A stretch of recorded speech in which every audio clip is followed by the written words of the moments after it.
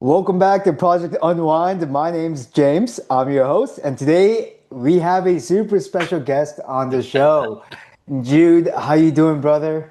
Doing great, James. Super excited to reconnect again. It's been too long.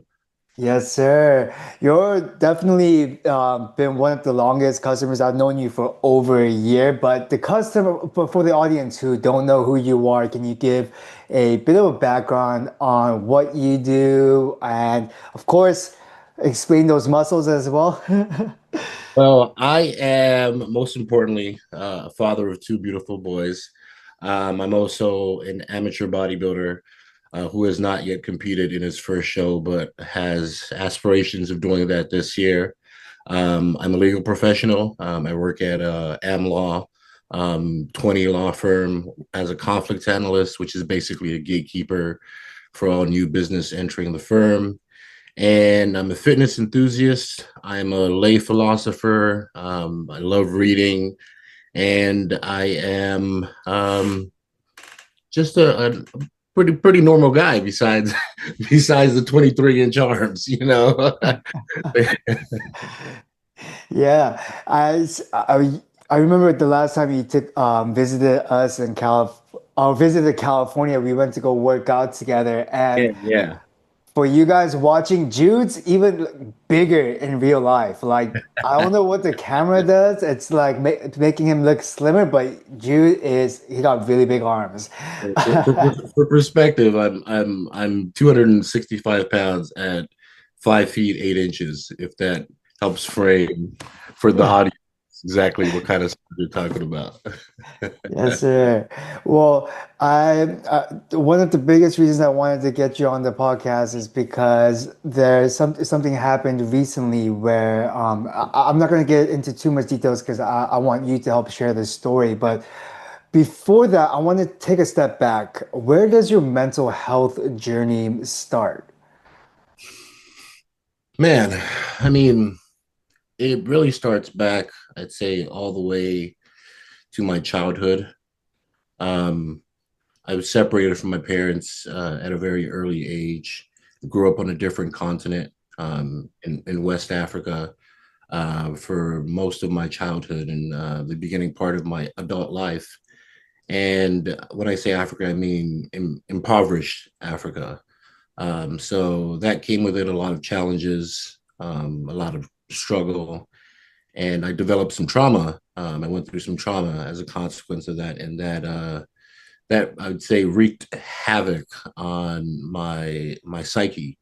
You know, and I just remember distinctly feeling so different from everybody else. Everybody else felt normal and behaved normally, and I kept wondering why my mind just seemed to be so chaotic and why I was so anxious all the time and why I never felt happy and that just kind of progressed. And there were moments during that entire period from then till now where I've had some degree of relief, but it's something has persisted throughout my entire adult life and started in my childhood. So starts from my childhood, and I've never really experienced any lasting relief up until this point.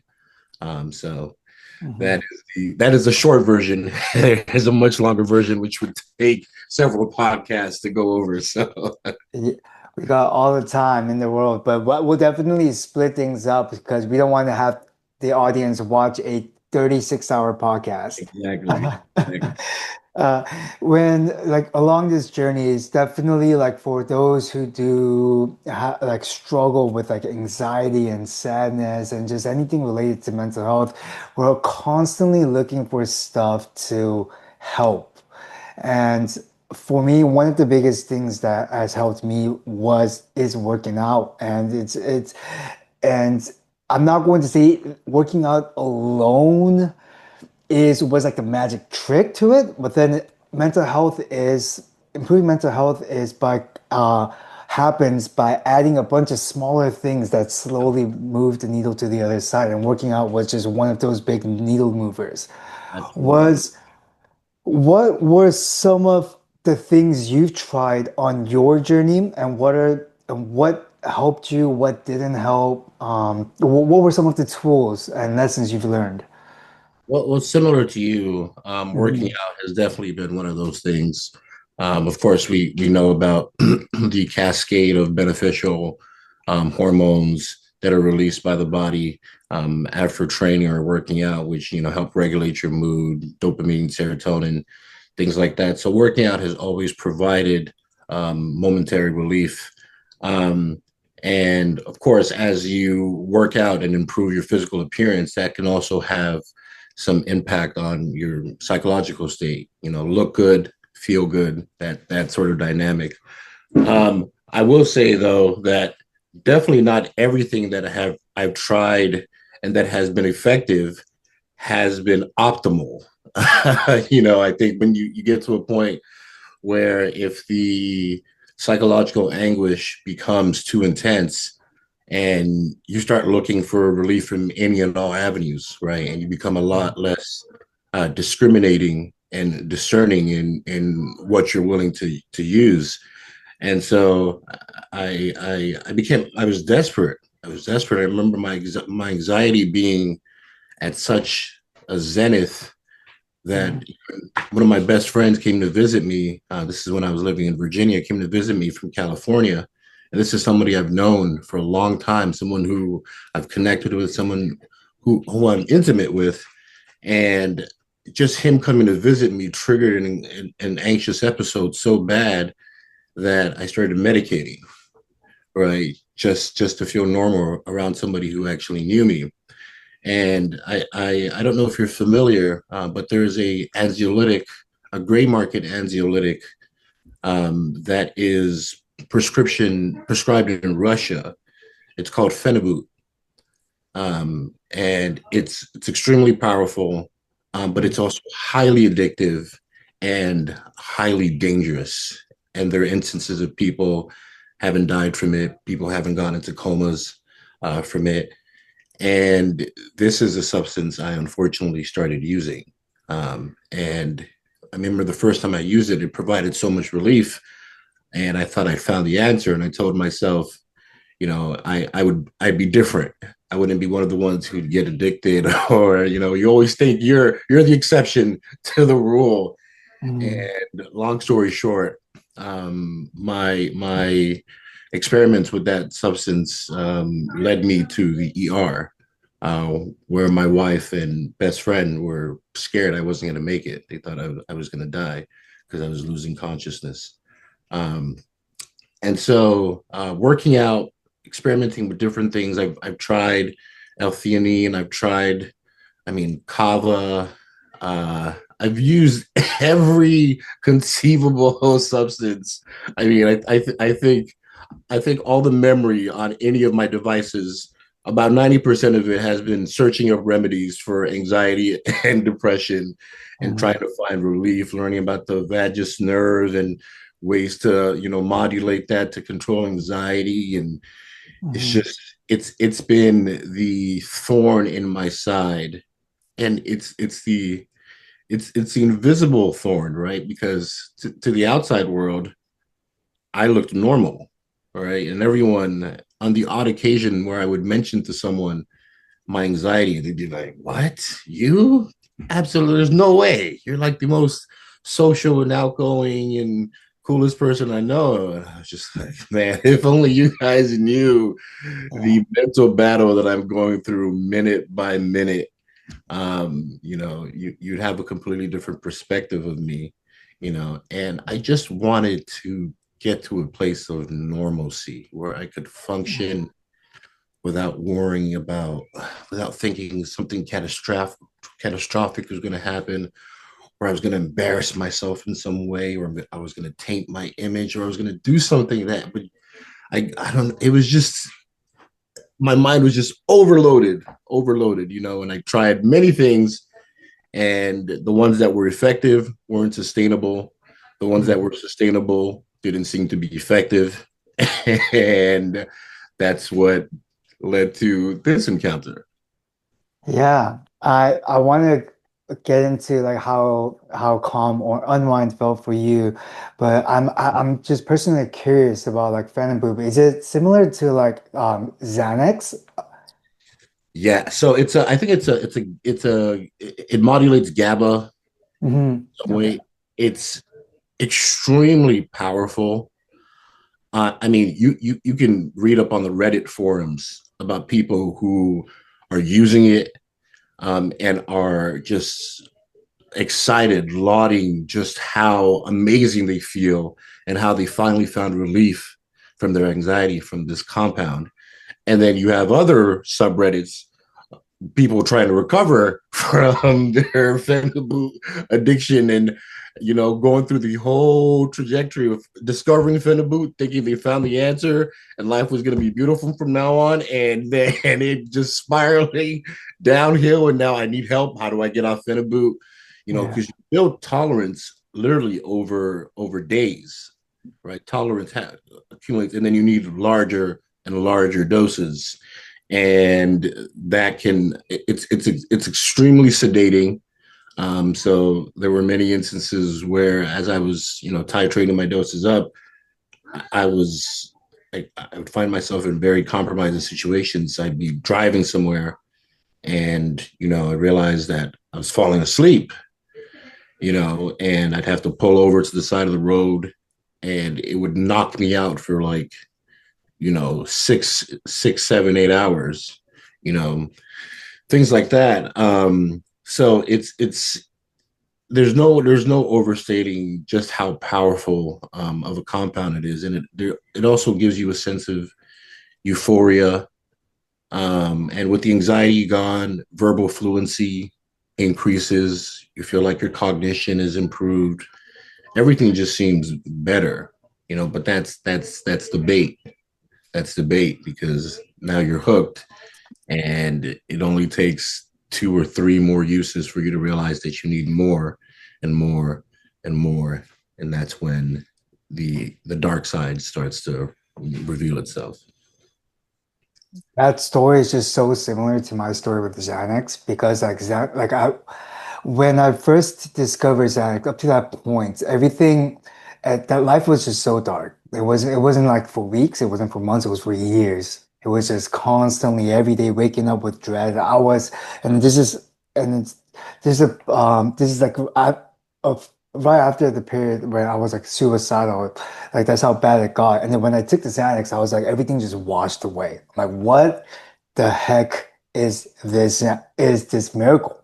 Yeah. And then when that happens, like you've never felt good before ever. So you're like, I'm gonna take this again the next day. And then the next day and the next day, and then you're like, oh wait, half a gram isn't working. I need 1 gram, or a half gram is lasting shorter. So I need 1 gram to get me through the day. And that one becomes two, two becomes four, and then upwards.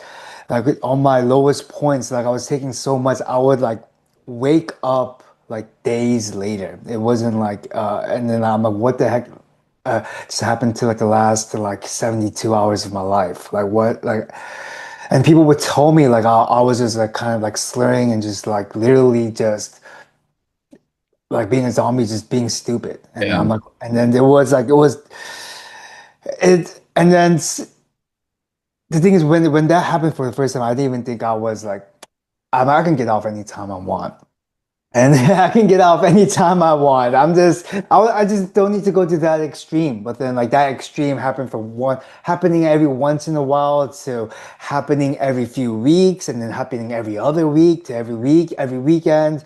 And then like now it's happening on weekdays. I'm just swallowing pills and I'll go from like Mondays and just kind of like wake up mid Wednesday and not know what happens. It was like super bad. And then when I finally knew I had to get off, that's when the withdrawals happened. The withdrawals itself is a whole other battle. Did you have withdrawals with Fenibut or? Well, luckily, I did not. And Mhm, I've it's interesting because the withdrawals are one of the things that most ex-Fenibut users describe mhm, how awful they are. yeah. They've compared it to withdrawals from some of the hardest drugs, and say that Mhm, they're just as bad or even worse.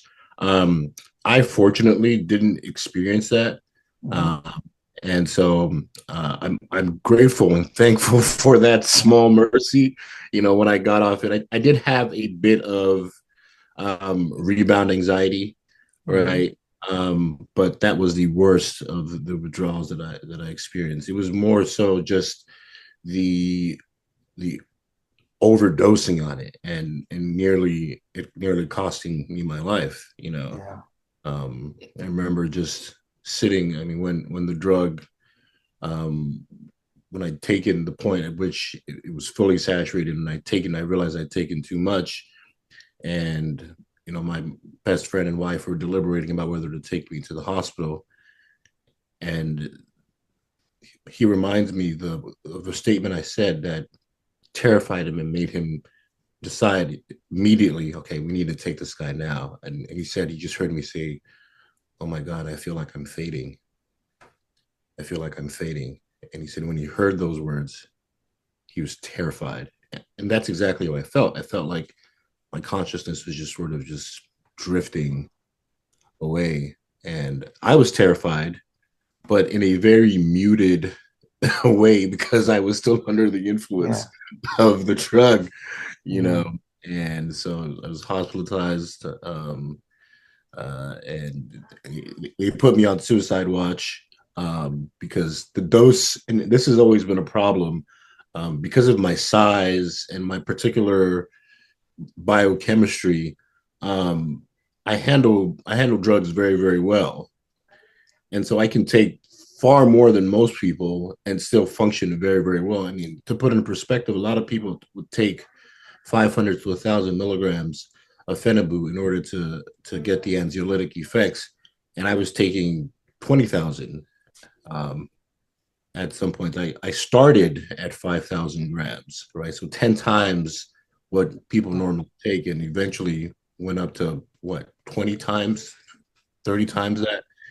And alarm bells still weren't going off for the people around me until I'd reached that upper dose, and they realized something was dramatically wrong. I also got very good at hiding the worst parts. Right when I saw the Mhm. sedation, setting in, and I knew that would concern my wife or people around me, I'd go take a nap. Mhm. So no one would get alarmed when they saw me just nodding off. Right.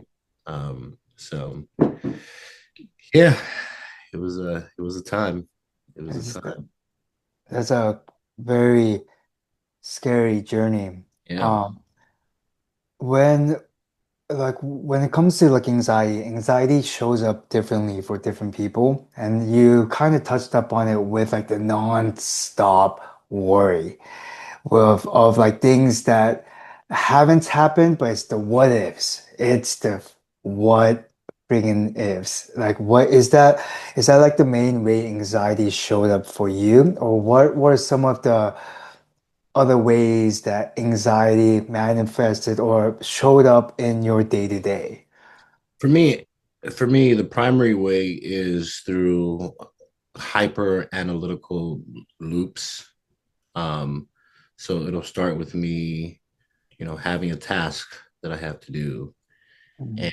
and I'll think about all the little micro tasks that have to go into that, and then I'll think about the way that impacts something else, and I'll think about competing tasks, and I'll think about, well, the wife wants me to do this, but if I do this, well, then that's taken away from this. And it just so many thoughts and so many competing thoughts.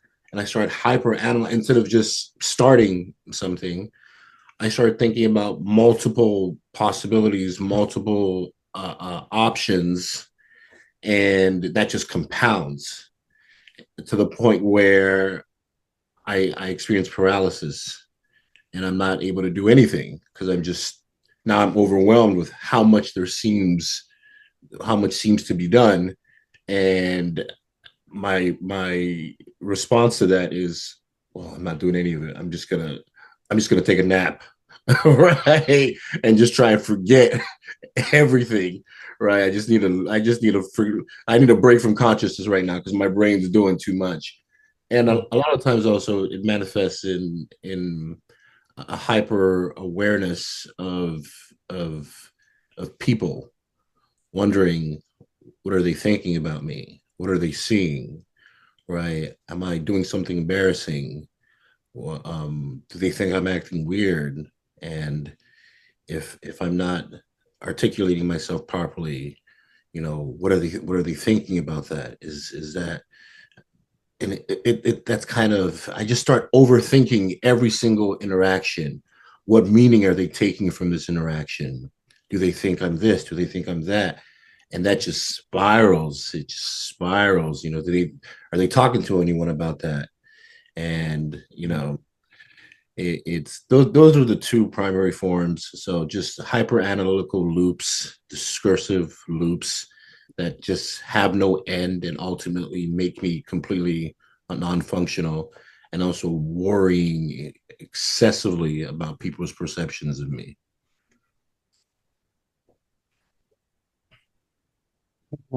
Was recently when we spoke on the phone, there was, I know you kind of took a gap from taking KALM, just I think, which is actually what I want everyone to, because I don't want to be that one supplement where you have to rely on for the rest of your life. I just want you to use us when you need us. And then, but something happened in life where things got dark again. Can you tell me a little bit more about that? Yeah, so I was in some several car accidents.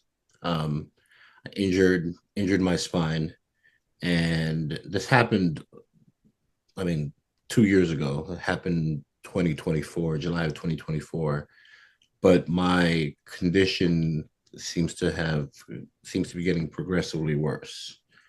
And initially it was painful, but I still felt somewhat functional. Um, and then it just started deteriorating, um, and started losing a lot of functionality in my spine, my ability to bend, um, and being the fitness buff and fitness enthusiast that I am, this was just completely intolerable, and you can imagine the effect that it had on me. And it also started to affect my relationship, with my family, my wife particularly, because fitness has always been kind of an anchor for me. Once I get that workout in, it sort of sets the tone for everything else. I conquered that, so I can conquer anything else. I can start executing on other tasks. But if I fail at that, because it's been something I've done for so long and it's become such a big part of my identity, I start ruminating on who am I, right? If I can't do this anymore, if I can't complete this thing anymore, well, who am I, and what am I capable of doing anything, right? And what's going to happen to me now? I've made bodybuilding and my physique such a big part of my identity. If I lose that, what's left, right? What's left? And so that really started to color my relationships, particularly with the people closest to me. And then I also had to take time off from work because the pain was starting to affect, um, my ability to focus at work. And I'd be so distracted, and that I started making, mistakes. And when you work for a multi-billion-dollar firm, with the type of sensitive work that I do, mistakes can cost millions and can bring on a lot of litigation. And so that was that was a big weight on my shoulders. And so I decided that the responsible thing to do was to take some time off in order to resolve the issue first, before returning. And it's likely going to require surgery to fix the problem, because I have herniations in 5 different areas in my spine, both the lumbar and cervical. Um, and it really sucks because you look at a guy my size with my physique, and nobody really takes me seriously, right? Nobody really takes me seriously. Like I'll be doing some exercises at the gym, some rehab exercises at the gym, or some seated exercises, and I'll stand up and I'll be straining, and someone will ask me what's wrong. I'm like, my back hurts. Like, what do you mean your back hurts? And I'm like, I tell them I have a back injury, I have a spinal injury, and they're like, where? Like, how? Like, I've seen your back. Your back looks like the Hulk. And I'm just like, yeah, but it's the two they're not mutually exclusive. The two can coexist. I can still have a lot of muscle and still be broken in certain parts of my body. So having to deal with, and it was really vindicating because initially the pain, all I was dealing with was the pain, and no one took me seriously, even my employers, when I mentioned what I was going through. I mean, they gave me the time off that I requested, but it was clear that they were skeptical. Mm. When I finally got my MRIs and realized there were deeper issues here, and my doctor was like, how are you functioning? Your spine is deteriorated in several places. Like, it's incredible that you're even as mobile as you are. And it finally felt vindicated. I finally was like, okay, I'm not crazy. I'm not being a sissy. Right? I'm not just making stuff up. I'm actually injured, and it's okay for me to not feel okay. You know. And so that was a huge relief. But that was kind of the source of it, and it just kind of spread into other areas of my life. Places where I was extremely productive before, I'm not able to be as productive, um, and that comes with a psychological toll.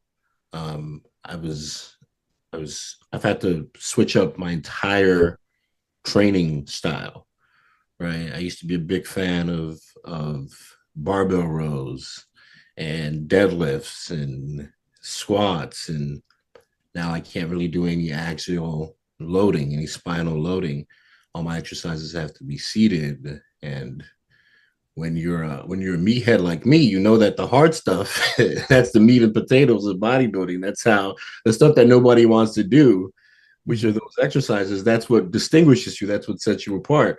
So now I'm having to find ways to try and get the same results, but with a completely different approach, and that's been mentally taxing as well because it requires an entire paradigm shift Mm. from the style of training that I've been accustomed to for 35 years. You know, Mm. so that's the long and short of it. And I mean, you mentioned suicidal earlier, being suicidal earlier. Um, there's been particularly the impact that it had on my relationships. If you know anything about me, I truly value relationships. The people closest to me know how much I love them, know how much their opinion of my character and who I am as a person, how much it means to me, how much it means to me for them to be proud of me. Right? I want my sons, I want my wife, I want my parents, my sisters, my close friends. I want everyone to be proud of me and say my life was better because Jude was a part of it. And I realized that in the state that I was in, I was causing more harm than good. I was ruining relationships, um, because I was just in a psychologically dark place. And that became a negative feedback loop, right? Where the worse I felt, the more damage I did to relationships, and the worse that made me feel, until it got to a point where I started thinking, well, it might be better for everyone if I wasn't here, right? I'm not serving any purpose. I'm making people's lives worse, and there would actually be some real benefit to them for me not being here. I mean, I was doing the calculus in my head, thinking about life insurance policies and, things of that nature. Just like, well, yeah, it makes sense if I'm gone, they'd be better off. And that's a very, very dark um and sad place to be, you know. So that is the long and short of it. W-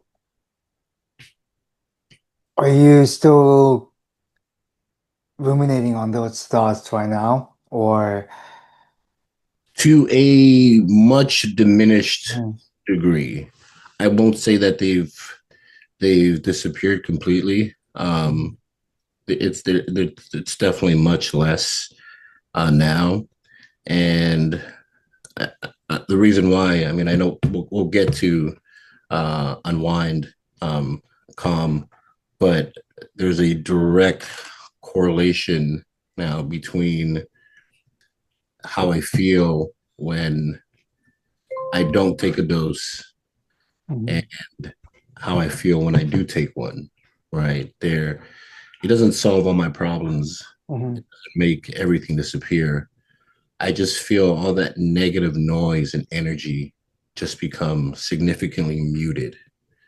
It's quieter, and I'm able to not get caught in the maelstrom, right? So a lot of times when those thoughts and energies start overwhelming me, I just succumb to it, right? I just succumb to it, and I just start thinking, and hours pass by, right? And now I realize I'm able to. It's not as loud. It's not as forceful. mm. I'm able to say no. I'm not listening. It's quieter. I'm able to just move, galvanize myself to start, actually doing things. So Mm.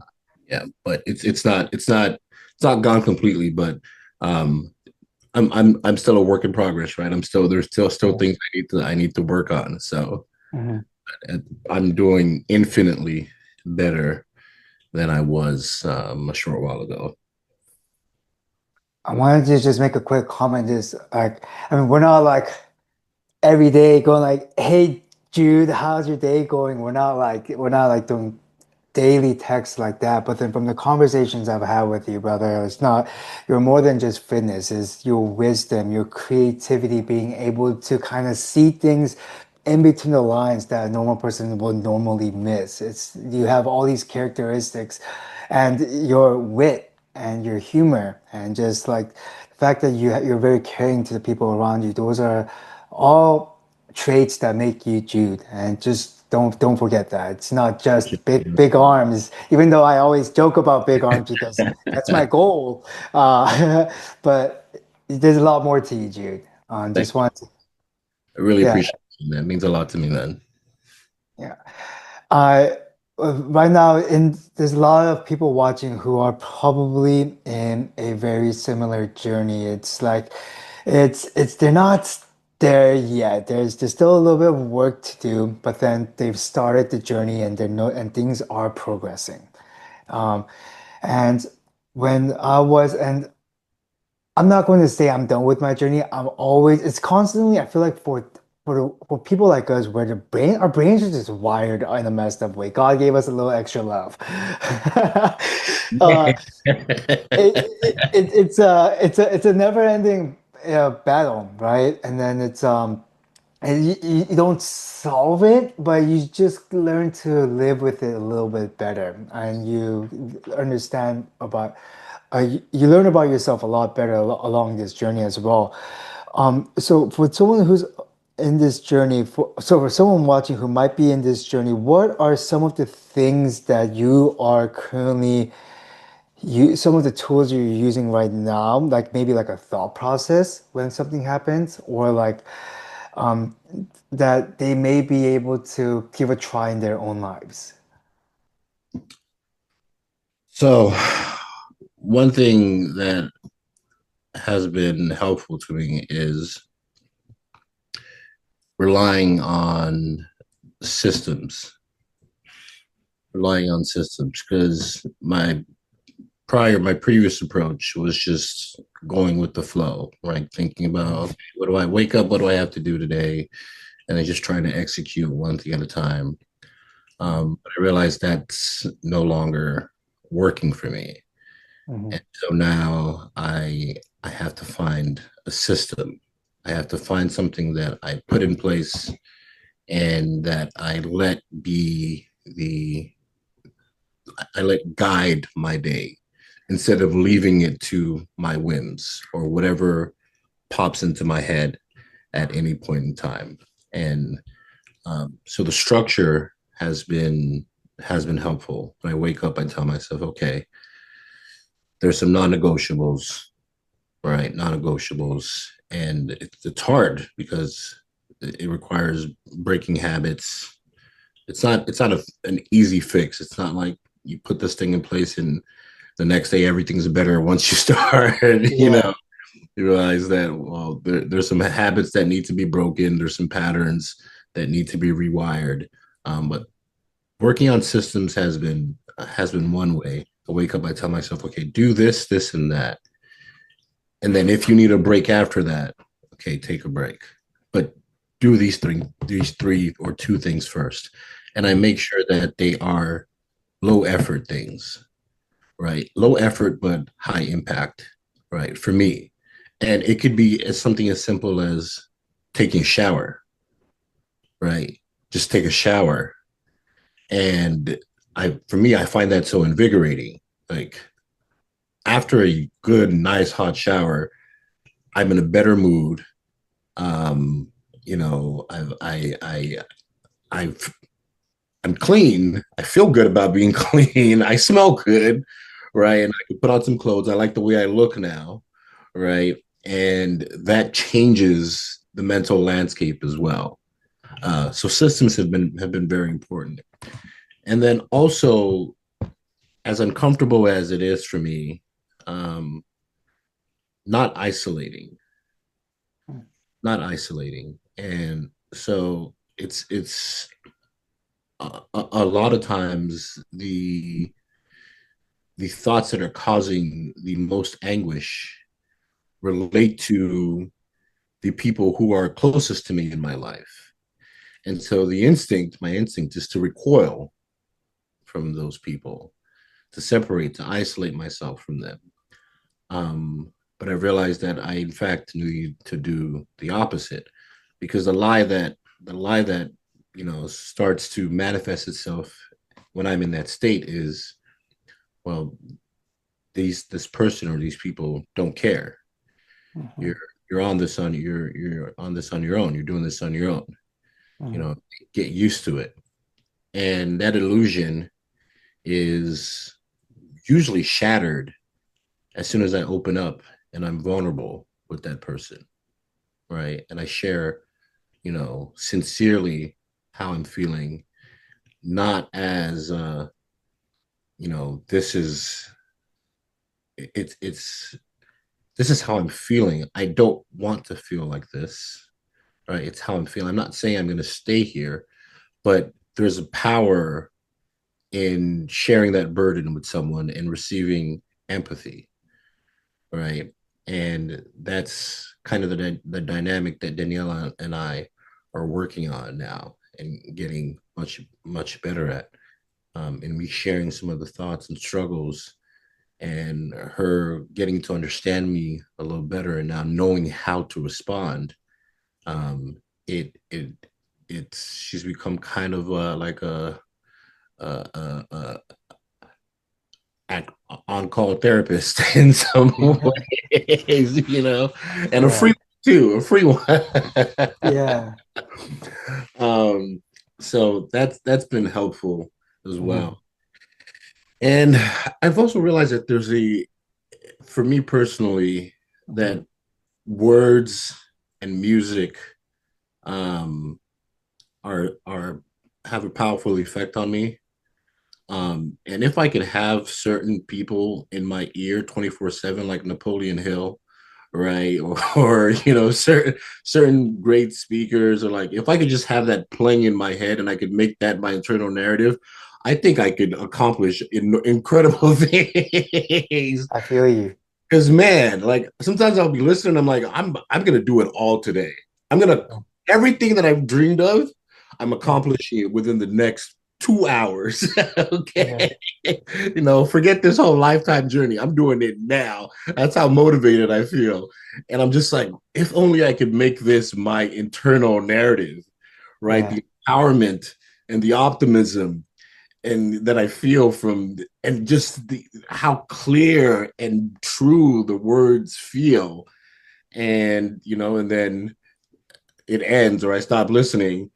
And then I remembered the next day, and I can't even bring myself to even push play now, right? I'm like, what Yeah. the heck happened, But I realized if I can take that step and just start playing that stuff, if I need to clean and I can't, motivate myself I put on some music I enjoy, right? Yeah. Some Afro beats or some J. Cole or something, and now I realize, okay, I'm more upbeat. The music is affecting my spirit in some way. And all of a sudden I'm motivated, So those are some things I've been doing that have been helpful. And then there really isn't no understating that I took my calm about an hour ago, Yeah. right?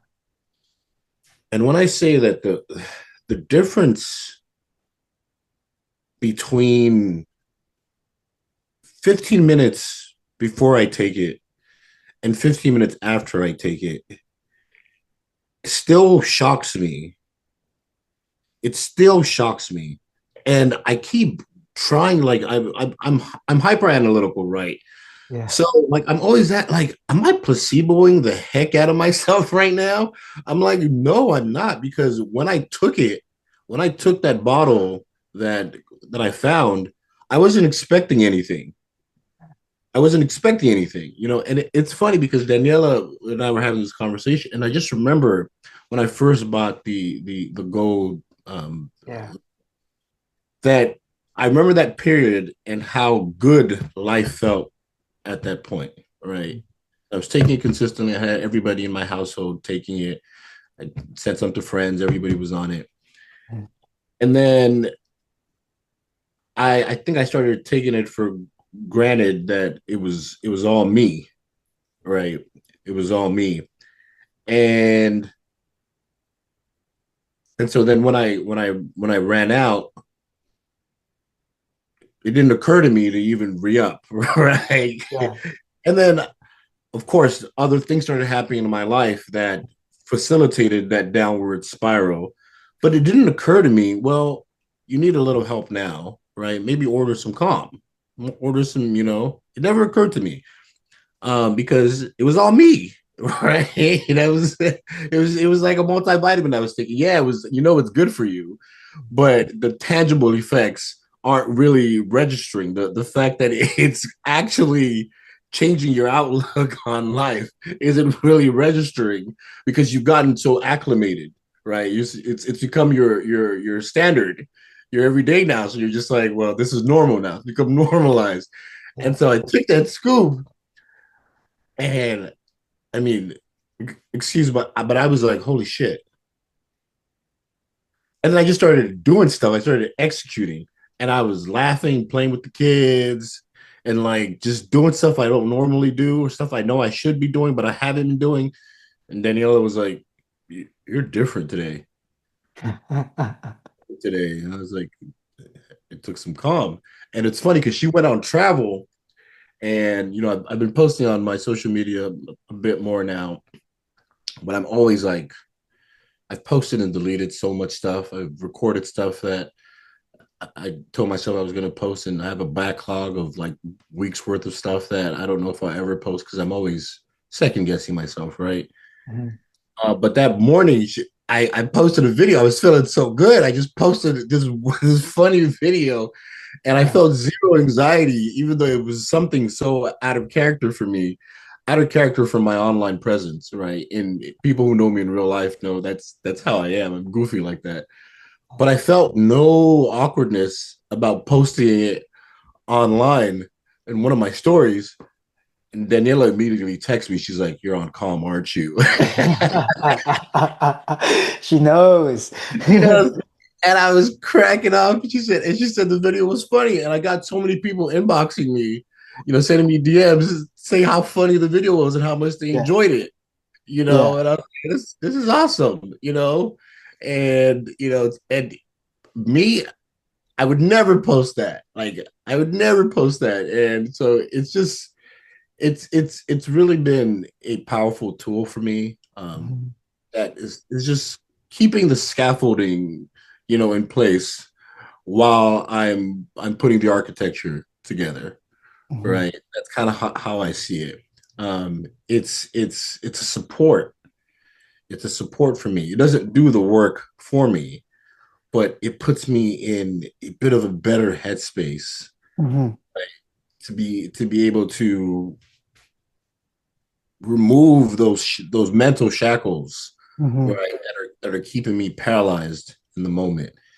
And so yeah, it's a staple in my arsenal now.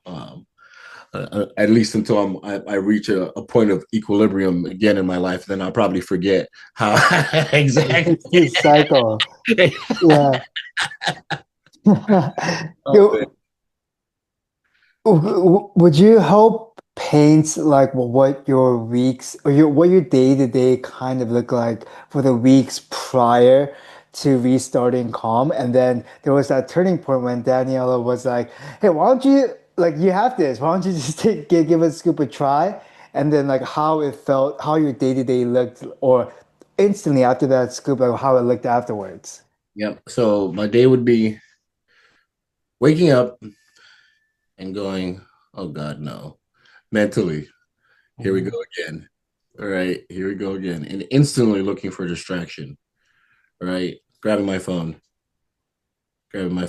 and just watching hours pass by as I'm scrolling. Right, and thinking about all the things I need to do, all the tasks that are mounting, all the opportunities that are literally like throwing themselves at me that I'm not seizing, right? And choosing to ignore all of that because that would just make realizing the opportunity that I'm not doing what I'm supposed to is just going to make me feel worse. So chasing more distraction, right? Chasing more distraction, endless scrolling, reading comments, right? And doing that for a while until I get hungry, um, and then picking the lowest effort meal I can possibly find, lowest effort, because that's all I can manage, and then doing making breakfast for my kids. That's my duties as a father, or is the one thing that I never shirk or I'm never remiss on. And then once they're taken care of, reverting right back to my couch, my vegged out state. Maybe taking a nap, right? Taking some of my pain medication, thinking about going to the gym, and just feeling so much mental exhaustion at the prospect of going to the gym because I know what it entails. For me now, it's no longer like the fun thing that I do. It's something that helps me feel better after, right? But getting there is uncomfortable. Going through the motions is uncomfortable, Mhm. uh, and wasting hours and hours and hours, and realizing that I'm doing that, and it creating again that negative feedback loop. Mhm. I'm wasting hours. I feel terrible. Feeling terrible leads me to chase distraction so I can avoid feeling terrible. And then finding the distraction leads me to wasting more hours. And wasting hours leads me to feeling terrible. And that cycle just repeats itself, goes on and on. And so that was before. And then after my first dose, after I rediscovered calm and taking that scoop and holding it on my tongue, and it's crazy, but I feel like I feel it taking effect as it's in my mouth, right? I feel something, right? Mhm. And it just seems like I feel lighter. I feel lighter. And all the things I that feel debilitating, I just feel a sense of, and I know the name is changing from calm to unwind, which I think was a very smart Mhm. move. But I feel this sense of calm Yeah. just wash over me, and feeling that everything is going to be okay. Just choose the next thing that you have to do. All right. Just choose the next thing. You don't have to figure it all out right now. Mhm. Right? Just choose the next thing. And there are times where I even feel excited, right? Because now I'm seeing this as a fun challenge, right? It's no longer enervating and exhausting all the things I have to do. It's no, this is a fun game. This is a puzzle, right? And let's see how good you can get at knocking, things off your to-do list, and how efficient you can be. Mhm. This could be fun. It just requires a change in perspective, right? And that's kind of been the trajectory I've been on now. And Yeah. it's kind of like that every day, right? Every day, right? And so bit by bit, piece by piece, the huge backlog of things that I'd allowed to accumulate, I need to accomplish, it's dwindling, right? It's Yeah. going down. And as that happens, I'm feeling better and better and better. And calm and mind is facilitating that. Um, and so until I get to a point where I I've done enough work to where now I feel like I can I can manage, on my own. This is going to be an invaluable resource in my toolbox for sure. For sure. It's that initial spark to just get the momentum, get the ball, just Yeah, start rolling slowly so you can build that momentum up. exactly. S- Exactly. That's exactly what Small, it is. yes, small steps, brother. It's small steps to all add up to make mile-long progress. So I'm rooting for you. Thank you, James. I appreciate that, man. I really Yeah. Has the people around you kind of noticed the changes? Like you mentioned that there was kind of like when you were in this dark period, it was affecting your relationship with your wife, and like how has all that changed? Oh, it's definitely affected. It's definitely changed my relationship with Daniela.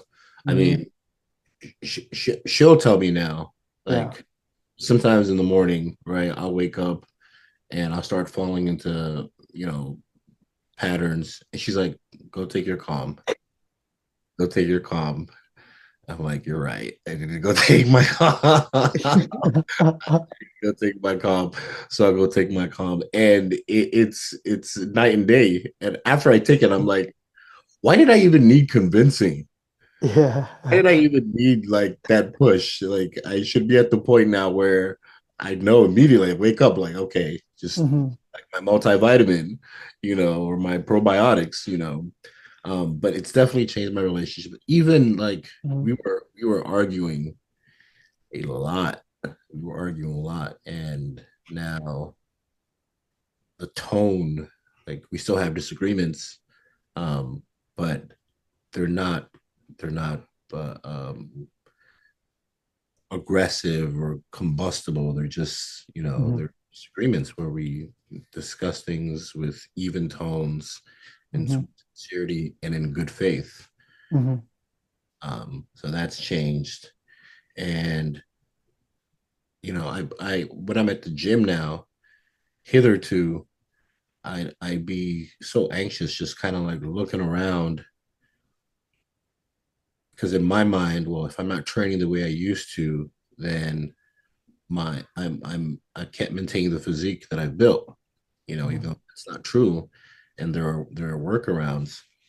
And so I'd be hyper vigilant and hyper anxious at the gym, looking for any visible sign, right, that Jude lost it from people, like maybe people giving me looks like, and on on calm, I'm much more desensitized or inured to that. It's like I'm not seeking, it's a form of validation, right? Like I'm not Mhm. seeking that. I just go in there and focused on my workout and executing in the way that I need to. And I get it done and I get out, get it done and I get out. I'm not constantly looking around, to Yeah. see whether there's any disapproval, from people or questioning or quizzical looks or, this is anyone I'm lifting half of what I used to, is anyone noticing that, and things like that. So all of that has diminished quite dramatically. That's and we just started 2026. So It's only is up it from here. It's only up from here. yes, sir. What you now have called back in your mental health toolbox, kid. What goals do you have for 2026? So I want to do my first bodybuilding show. Yeah. Sure, that's one of the things I want to cross off my bucket list. Um, I have a goal to hit 100K followers on my Instagram, my social media channels this year. Daniela's actually been helping me with that. She seems to have a knack for me. She took me from like a thousand followers to 6K followers in like 2 months. So she seems to know what she's doing. Um, but I have a goal of 100K followers. Do my first bodybuilding show, and there are also some little projects I'm working on the side, which I'm keeping hush hush for now, but Okay. all will be revealed in due time. Yeah. And every year my my goal is just to take stock of who I was the previous year, what I accomplished, and tell myself, okay, I just need to improve on this. As a father, look at the areas that I was deficient in or that I didn't do as much as I should have, and say, well, how can we make this better, right? As a husband, as a friend, um, as an academic, right? As a bodybuilder, take stock of all domains in my life and figure out what I need to do to make some degree of improvement this year. And so that's kind of what I've always done. So doing the show is definitely um, top of the list because I realize that is a an avenue into a completely unexplored territory thus far for me, and I've just collaborated with too many fitness influencers and bodybuilders who have taken one look at me and said, "You're insane for not doing your show. Yeah. That's what I said too. For not doing your show." So and everybody seems to see it but me. So I guess seeing is believing. So I gotta do the show and see what Yeah. everyone's talking about to internalize that belief for myself. So that's up on that's on the bucket list for this year. I'm gonna leave a link down to your Instagram and the show notes so we can help you with one of the goals at least. And Oh I'm man. assuming when you do your show, you're gonna post pictures, right? Oh, absolutely. Absolutely. Yes. Cool, cool. Absolutely. We're all gonna be looking forward to it. Brother, I always like to wrap up these podcasts with like three speed round questions just to throw you some curveballs before I let you go. Are you ready for them? Do it. Well, Outside of gymming, what is your most favorite thing to do on your downtime? Ooh, I love um I love reading and reading on like thought experiments, philosophical thought experiments. Like the Chinese room or the analogy of the cave, things like that. I love philosophical thought experiments. I just think that they're mind expanding and they're just interesting table talk, right? Like if you're at a dinner or just hanging out with friends at a campfire or something, you bring up one of those things to talk about and it just makes for very stimulating conversation. So philosophical thought experiments. I also love RPGs, role playing games. So Yeah. we got to switch for the kids, and I've been playing a little a little too much. you know, You got it for the kids. for the kids. Okay. Exactly. exactly. Three quarters of the games on it are adult games, but Love it, love it. Um, in 10 years, where do you see yourself? in 10 years, wow. Yeah. So in 10 years, I think I would like to be. I see myself as a household name. I see myself as a household name, and that the Voices of the Vault podcast is something that everyone recognizes and sees as a medium or a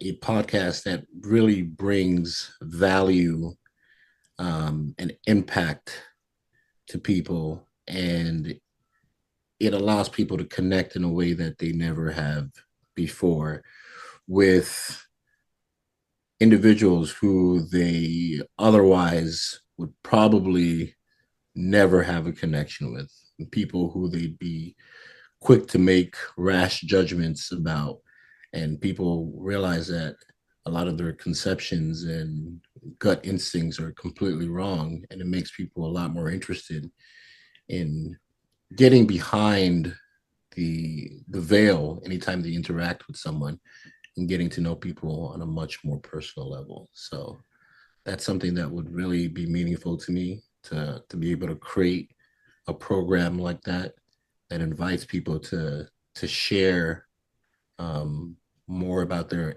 inner world, right? And for us to see exactly how similar we are in many ways, but also how different we are, and celebrate that, you know. Mhm. So that would be interesting for me. So all of your thought experiments right now are going towards improving those skills to kind of be able to use in the podcast to kind of like pick at people to help them to peel that onion, get and to learn Onion. more about people. Yes, That's why you're so good at articulating and like having these very like deep conversations. I think absolutely. that's one of your strong points. I'm looking forward to that. Thanks, man. We'll have you on. Yeah, Have you on my podcast some days soon. let's do it. I'm gonna start cutting so I look better on camera. Lastly, Jude, you can go back in time and talk to younger Jude, who's just about to get started on his journey. What age are you talking to for the younger Jude, and what message are you giving him? Hmm, man, that's a good one. That's a good one. Wasn't Didn't expect that to hit me the way it did, man.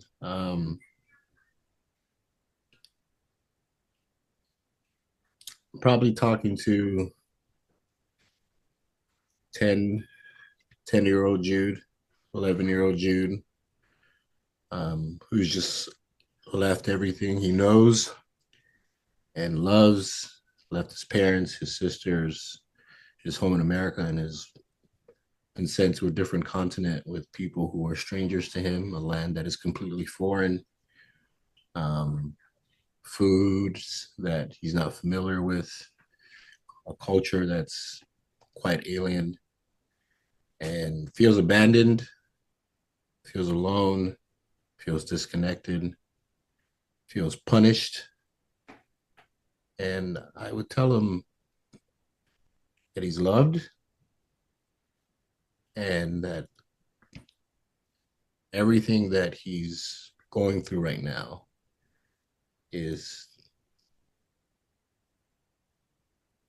making him or teaching him the things he needs to learn so that he can help others who find themselves in a similar predicament, that he's going to be okay, um, and that all the malice and all the things that he suffers, he shouldn't let it tarnish his soul. He should remain true to his core and be the loving, compassionate, thoughtful person that he's always been, and that he couldn't change himself even if he wanted to. So there's no use in trying. He's always going to be that person.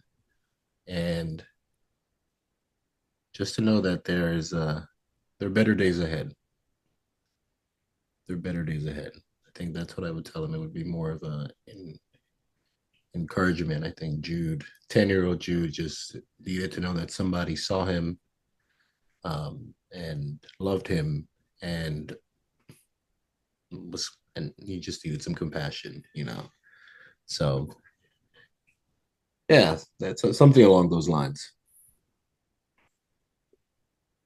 I can just imagine big Jude hugging smaller Jude, and that's a very, very cute picture in my mind. That's Well, with AI, it's possible now. You give